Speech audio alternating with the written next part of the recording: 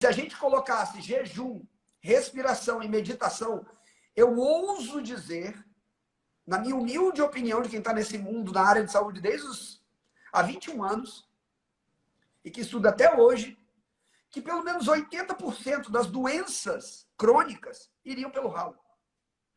Jejum, meditação... Meditação também.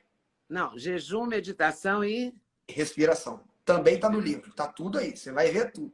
Tá a coisa mais linda. Na capa do livro diz que são mais de 100 milhões de visualizações e mais de 5 milhões de inscritos. São vários cursos? Aí dentro, o que eu fiz? Leda, aí dentro eu fiz um mapeamento do que eu ensinava para os meus alunos que tinham problema de ansiedade comportamentalmente. Porque a gente fez mais de 100 mil alunos em 70 países. Tem aluno que emagreceu 78 quilos em Portugal, eu nunca vi, Leda. Entendeu? E a aí, tal da microbiota e ansiedade. Tem um capítulo só disso aí. E aí, o que acontece? Na hora que eu botei esse passo a passo, interrelacionei, como é que veio no coração a escrita desse livro, Leda? Início de pandemia, eu recebendo um monte de pedido de gente falando, doutor, me ajuda, eu tô querendo me matar, eu tô tendo crise de pânico, isso eu recebo direto, tá? E aí eu falava, o que eu posso ensinar que é seguro e faz parte da essência humana e não vai gerar problema? Jejum. Aí eu comecei a estudar. Era fevereiro, né? 20 de fevereiro iniciou a pandemia. Fevereiro, março, abril, maio, junho. Julho, Carol estava com câncer. E dentro desse contexto, que era o que a gente estava falando, a gente passou por tudo isso numa paz que transcende o entendimento. Então, a gente entrou dentro de um contexto, dentro de um estilo de vida, Lida, que como é que eu vou falar assim? O que era esperado, que era ter ansiedade, ficar com medo, ficar travado com a neném, eu parei tudo na época, quase. Parei tudo. Tudo ficou em segundo plano. Eu fiz tudo pra... Eu falei, Carol, não se preocupar com nada. Eu falava assim, ó, se preocupa só em ficar boa. Mais nada. E eu com ela... Quem cuidou da neném? Não, a gente, minha sogra, todo mundo... Minha sogra foi uma santa dentro desse contexto. Ajudou incrivelmente. Na época ela morava lá no Tatuapé. E foi uma das bases que a gente teve para fazer o tratamento, inclusive, que foi em São Paulo, entendeu? Mas foi um processo de bastante desafio. É um processo bastante duro. Quando só quem já teve câncer ou teve algum parente direto que teve dentro de casa. Leda, você tem noção de quantos casamentos acabam por câncer? E quantas mulheres são abandonadas e homens são abandonados? Não, mas eu suponho que sejam muitos, porque é muito duro, né? É punk. É muito duro. E assim, o número de homens me assustou, que era abandonado. Porque... Ah, homens também? Eu achava que eles abandonavam só. Não. É impressionante. Quando a utilidade do homem não existe mais em sustentar os seus, você não serve mais para nada. Tchau. Nossa, que coisa cruel. É duro. Nossa, mas assim, de partir o coração. As pessoas, os homens... Nossa, mas é de partir o coração. É triste. E é o tipo de estatística que ninguém fala. E você sabe por quê? Que além disso tudo, a gente teve essa motivação. E eu tive essa coisa para escrever esse livro ao longo da pandemia, Lida, porque além de todo mundo estar sofrendo numa dor que ninguém tem como comparar a dor humana. Não tem como comparar a dor que eu tenho no meu íntimo sobre a perda de alguém, sobre a perda do que quer que seja. A gente não tem como comparar a dor. O cara que perdeu uma vaca e ele tinha duas, e o cara que perdeu 1 bilhão e tinha 2, você não tem como falar que fulano ou beltrano sofreu mais ou menos. E dentro desse quesito, eu via que... E aí eu comecei a aprofundar mais ainda esses estudos. E o jejum, ele sempre foi uma ferramenta de cura do quê? Das ilusões que eu carrego. No meu mestrado, tá aqui atrás. Antes mesmo da pandemia, eu escrevi uma coisa nele. Tá aqui, ó. Eu escrevi assim, ó. Bem na capinha dele aqui. Assim, ó. O jejum demonstra a vontade do ser e a força do espírito. Quando eu fiz meu primeiro jejum prolongado, 2 frases vieram no meu coração. Eu fiz jejum de algum tempo, não entro em detalhes, tá? E aí, 2 frases vieram no meu coração. Toda identificação gera limitação. Minha única identificação e primeira é com Deus. E o jejum demonstra a vontade do ser e a força do espírito. A sua vontade em dirigir para aquilo que verdadeiramente importa. E a força que te sustenta e que você não conhece. Por isso que quando você fala, vou fazer 21 dias. Não, então, não é assim. Quem já tentou fazer isso, vê que não é assim. Você não consegue perceber, vou fazer para brincar. Não, não é assim. Após determinado ponto, você não se conduz sem algo que é maior do que você, porque você é automaticamente lançado para dentro. Nós podemos explicar tudo ao nosso redor, mas a gente não consegue e não quer olhar para os nossos monstrinhos. O jejum te obriga a perceber que não é só o alimento que te sustenta. Ele te obriga a automaticamente abrir mão de orgulho, rancor, porque você vê que é muito efêmera as coisas, a fragilidade da gente é muito grande. E por isso que todos os nomes que passaram e marcaram a história da humanidade sempre usaram jejum na vida deles. A escola pitagórica, ela demandava 40 dias de jejum para você entrar na escola. É a coisa mais linda quando você começa a estudar isso. Não, estou convencida de que o jejum é a alternativa. O jejum é a coisa mais linda, Leda. Olha, fica tranquilo, que você precisar, me manda mensagem, a gente pode conversar quando você quiser disso. Não precisa nem de live, conta comigo. Como for. Não, eu tenho uma facilidade para isso. De modo geral, eu faço um jejum aí de 12, 14 horas porque eu cortei o café da manhã da minha vida, entendeu? Perfeito. Eu tomo café preto, isso eu tomo. Ótimo, isso pode. Eu gosto muito de café. Mas eu sinto falta do café, eu não sinto falta de um banquete de manhã, entendeu? Tá liberado. Então eu toco o barco bem. bem. Hein? Quer uma dica de ouro? Mas eu não emagreço 1 grama, tá? Você quer uma dica de ouro? Quero, claro. Então tá bom. Isso é uma coisa chamada cronobiologia. A cronobiologia é até a hora que eu acabo a minha última refeição. E isso tem um impacto absurdo. Já reparou que os animais noturnos, quando a gente joga luz no olho dele, brilha no escuro? Nunca foi. É porque você é de Minas, mano. Pelo amor de Deus, você nunca viu um bicho à noite que jogou luz nele, parece que tem um olho vivo à noite, não? Sim, já alguma vez, talvez, mas não lembro. Agora, lança um farol no olho de alguém aí à noite, você vai ver se fica brilhando.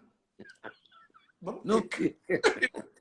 Isso existe porque o olho daquele que foi preparado na natureza para caçar à noite, ele foi preparado para potencializar a luz dentro do globo ocular. Nós não temos isso. Nós devemos acabar a última refeição antes do sol se pôr. Aí pegou, não vai dar mesmo. Por quê? Não, mas aí eu já vou te contar. Vou te contar o segredo. Calma. Por que eu estou te dizendo isso? Porque normalmente, quando a gente quebra essa rotina, esse ciclo, as pessoas tendem a querer comer à noite. Porque a curva de cortisol delas, o processo inflamatório crônico, uma dor crônica, uma dor articular crônica, ela vai fazer com que você mantenha um processo de inflamação. Isso altera a sua curva de sono, isso altera a sua curva do dia a dia, de hormônios como a melatonina, que também é produzida no final da noite, você faz live 9 da noite. E aí, dentro disso, a curva de melatonina, o seu médico vale suplementar a melatonina para você. Eu suplemento. Isso. Aí ajustar a dose da melatonina, porque a melatonina na hora correta, ela vai começar a ajustar a curva de cortisol. Se você colocar a alimentação, como eu estou te dizendo, potencializa o efeito da melatonina e do cortisol para colocar a curva de maneira correta, reduzindo o processo inflamatório crônico. Se você junta ainda a suplementação como, por exemplo, cúrcuma com piperina e gordura, se você pega a curcumina, com 99% de curcuminoides, ele é a erva mais poderosa e mais estudada no mundo é a cúrcuma, é o açafrão. Quando a gente pega ele e associa a piperina, que é a pimenta preta, pimenta do reino, e associa uma gordura como um bom azeite para você fazer isso junto na ingestão, a absorção dela é alta. E você começa a desinflamar sistemicamente. O que hoje talvez você não consiga fazer, depois de um processo de adaptação e desinflamação, você vai falar, caraca, não é que aquele galeguinho tinha ideia disso? Olha só, rapaz. Eu tô com menos fome de noite agora, depois que comecei a fazer esse trem. Eu só tenho fome à noite. Eu só tenho fome 6, 7 horas da noite. E por que você não faz uma bela refeição 6 horas, então? Porque eu sou irresponsável, eu sou desorganizada. Então, vamos fazer um acordo? Amanhã, 6 horas, você vai me mandar uma foto do seu prato. Você tem meu número no WhatsApp. Compromisso público com 1.300 pessoas. Meu Deus. Você faz? Olha, eu acho que deve ter... Olha, você já entrevistou muita gente, mas você já entrevistou uns doidos igual a mim?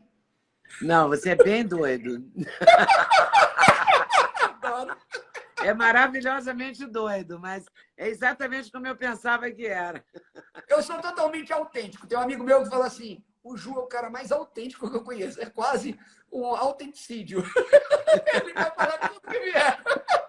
Não, muito interessante, porque eu te segui, eu acompanhei toda essa história da Carol, vi você raspar o cabelo lá, acompanhei isso, fiquei com essa imagem. Eu sempre quis, eu não sei por que eu demorei tanto, entendeu? Porque tudo também tem o seu tempo, né? Eu mandei uma mensagem para você eu te procurei e você falou, meu livro está saindo.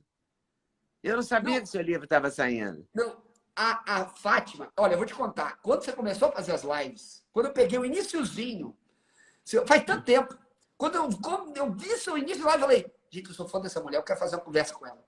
Você estava no comecinho. Eu mandei assim, ó, Leda, eu quero fazer uma live com você. Eu acho que você nunca leu essa mensagem. Eu nunca li essa mensagem.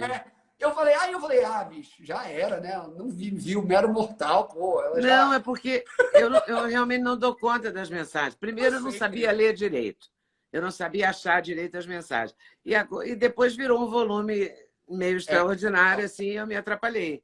Eu me atrapalho, e sou eu mesmo que mexo com isso. Então, se eu tivesse uma equipe, assim, talvez eu... Né? Mas eu tenho uma dificuldade de delegar. Não, o seu trabalho está magnífico, querido. Eu estou falando assim... Nós vamos tocando barco, né? E tudo tem seu tempo. Mas manda a próxima. Eu achei muita coincidência, assim, você falar do livro, aí eu vi você, falei, opa, eu tenho como conseguir o telefone dele aqui, ó. E aí que eu...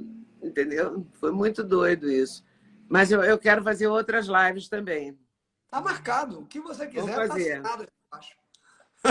Mas eu vou acelerar o meu jejum, posso te garantir. O que você precisar. Porque eu fiz, olha, várias pessoas, eu tenho um cinegrafista que trabalha comigo no Rio, me falou, eu emagreci não sei quantos quilos com jejum e tal. Eu falei, por que eu não emagreço se eu faço jejum todo dia? Eu olho, conto as horas e vejo que eu faço, mas não funciona.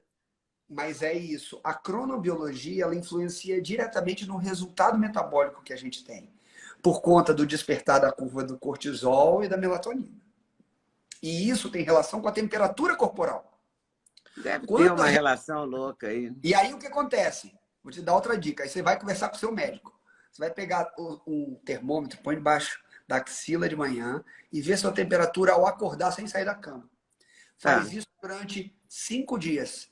Tira uma foto e manda para o teu médico. Minha temperatura tá essa. Fica a dica. Mas você acha que o médico vai prestar atenção nisso? Dependendo do médico que você tá. Se fosse minha paciente, eu prestaria. Fica tranquilo. Qualquer coisa, eu tô falando de verdade. Se você tá indo num médico que tem um olhar integrativo, que tem um olhar amplo sobre a saúde, não é só a medicina catedrática, que não tem nada de errado com ela, mas ele entende de uma suplementação, entende de múltiplos sistemas, que ele analisa a parte funcional do intestino, a parte funcional neurológica, que envolve com os hormônios, que olha para você como alguém que precisa ser olhado como um todo. Tem geriatras que devem estar abordando esse contexto também. Então, assim, é importante ter esse olhar para o ser humano não compartimentalizado. Porque a medicina teve um movimento muito grande, Leda, de ultra especialização. E a gente precisa Sabe aquele antigo clínico, aquele antigo médico de família que olhava o todo? Sim. Você precisa de achar alguém que faça isso com você com muito carinho e atenção. E essa pessoa, na hora que ela tiver esse grau de maestria, naturalmente, isso vai se aproximar para um bom resultado. Entende? E aí é mel na chupeta, a evolução vai continuar. Só vai precisar de você fazer o que tem que ser feito também. Não adianta ser rebelde, não, hein? Não adianta. Mas eu sou rebelde e sou indisciplinada. Esse que é o meu principal defeito. Não, E eu tenho poucos arrependimentos. Mas não ter feito a bariátrica é um arrependimento meu. E agora, com o relato da Carol, somando com o relato de uma amiga minha no Rio, que está passando um perrengue absurdo com doença de Crohn, intestino, etc., em decorrência da bariátrica, eu cheguei à conclusão de que, de certa forma, foi um livramento não ter feito, entendeu? Posso te contar uma frase? Tudo é bênção. Aí você vai falar, mas tudo, até o câncer que a Carol teve, tudo é bênção. Leda, eu vou falar assim, ó, a esposa que eu tenho do meu lado hoje, a mulher que eu tenho do meu lado, a mãe que ela é, a companheira que ela é, a vida, a família, a forma como a gente se conecta com as coisas. Eu acho que o câncer curou a gente de muita coisa errada. Eu acho que o pai corrige o filho na maneira que precisa, da maneira que tem que ser feito, para a gente fazer o caminho que tem que ser feito. Ah, mas não tem mais. Não tem mais, né? Gostou do corte que você acabou de ver? Vale a pena conferir com certeza, né? Então vai conferir muitos outros cortes no canal de cortes Leda Nagli. É claro que a entrevista completa você vai conferir no YouTube Leda Nagli, canal Leda Nagli do YouTube, você não pode perder de jeito nenhum. Valeu, tô te esperando, hein? Vem nessa!